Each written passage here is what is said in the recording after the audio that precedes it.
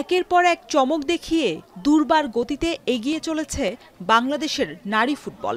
Asian cup বাছাই পর্বের ম্যাচে ৩৬ ধাপ এগিয়ে থাকা বাহরাইন এবং ৭৩ ধাপ উপরে থাকা শক্তিশালী মিয়ানমারকে হারিয়ে ফিফা র্যাঙ্কিংয়ে ১২৮ থেকে ১ লাফে ১০৪-এ উঠে এসেছে আফিদা ঋতুপর্ণাদের বাংলাদেশ।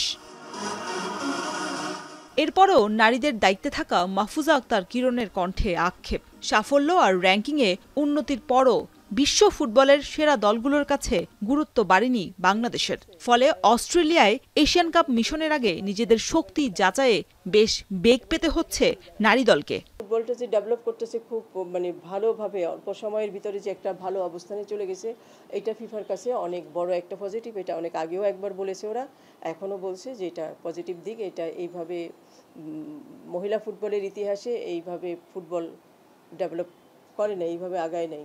বাট আমাকে যে কাজগুলো করতে হচ্ছে সেটা কিন্তু আমার পার্সোনাল রিলেশনশিপ দিয়ে, আমার এত বছরের রিলেশনশিপ দিয়ে সে কাজগুলো করতে হচ্ছে। আমি যার সাথে কন্ট্যাক্ট করতেছি ফ্রেন্ডলি ম্যাচের জন্য, আমি আগে তার সাথে চিঠি পাঠাচ্ছি না।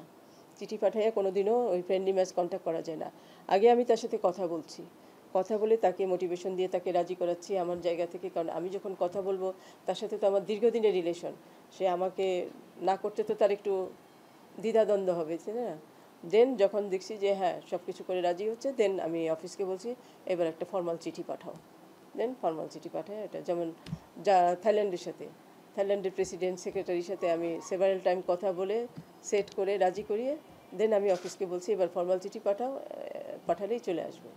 এদিকে অনেক চিঠি চালাচালি আর যোগাযোগের পর থাইল্যান্ড দলের সবুজ সংকেত মিলেছে বাফুফের। ২৫ এবং ২৮ অক্টোবর ফিফা উইন্ডোতে দুটি প্রীতি ম্যাচ খেলবে পিটার বাটলারের শিষ্যরা। থাইল্যান্ডেরটা ঢাকায় চেয়েছিলাম কিন্তু থাইল্যান্ড এগ্রি করে নাই, তারা থাইল্যান্ডেই খেলবে। এখনও পর্যন্ত যতখানি প্ল্যানিং আছে তাতে ৬টা ম্যাচ হবে। এখনও অক্টোবর উইন্ডোতে ২টা, নভেম্বর ডিসেম্বর উইন্ডোতে ২টা এবং জানুয়ারি ফেব্রুয়ারি মিলাইয়া হবে আরও ২টা। নারী জাতীয় দলের ফুটবলারদের জন্য বাফুফের বাইরে এক্সক্লুসিভ ক্যাম্প করার কথা ভাবছে ফেডারেশন। পিটার বাটলারের নেতৃত্বে যেটি শুরু হবে সেপ্টেম্বরের মাঝামাঝিতে। শরীফ রাউশন, এখন, ঢাকা।